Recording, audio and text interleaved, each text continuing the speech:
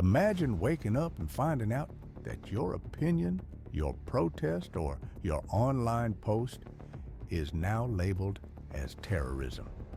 Not because you called for violence, not because you broke the law, but because you criticized the government of another country. This is not a fictional story. This is real. This is Project Esther, a political strategy launched in the year 2024 by the Heritage Foundation. It claims to fight anti-Semitism, but its real target is anyone who publicly criticizes the state of Israel. Welcome to Time Travelers Anonymous, where the truth is not always easy, but it is always necessary. Let us break it down. Project Esther was introduced by the Heritage Foundation, a powerful think tank in Washington. It presents a blueprint for how the government and private institutions can target what it calls the Hamas support network inside the United States of America. But in reality, it casts a much wider net. It targets student organizations, college professors, protest groups, and even citizens who speak out online. The project calls for aggressive legal action against these people. It recommends using anti-racketeering laws originally created to stop organized crime, to break apart protest groups. It encourages universities to fire professors for political opinions. It suggests that foreign-born residents who criticize Israel should be deported, and it encourages the government to investigate anyone connected to pro-Palestinian causes. In short, this is a strategy to use the law as a weapon, not to stop terrorism, but to silence political dissent. Let us look at an example. In early 2025, a man named Mahmoud Khalil was arrested. He was a legal resident, educated at Columbia University, and involved in pro-Palestinian activism.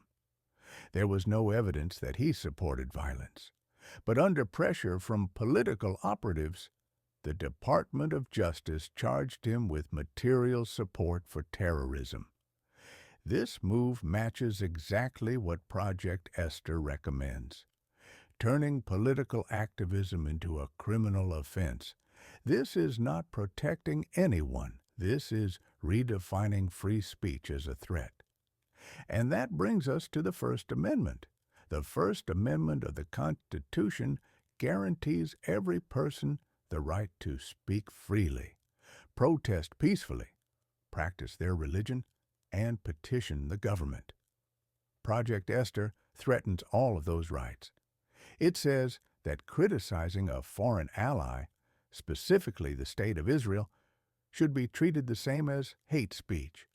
It says political activism should be punished with job loss, surveillance, deportation, and in some cases, criminal charges. This is not how democracy works. In a free society, the government cannot tell you who you are allowed to protest. It cannot protect one foreign country from criticism while punishing its own citizens for speaking out. That is not protection. That is censorship. But Project Esther is not just about speech. It is about power. It is about reshaping the legal system so that any challenge to a foreign ally becomes a threat to national security. Ask yourself this: why is so much legal energy being used to protect the reputation of a foreign government? Why are American citizens being silenced, investigated, and punished for political opinions? The answer is not safety, it is influence. And that influence is being written into policy.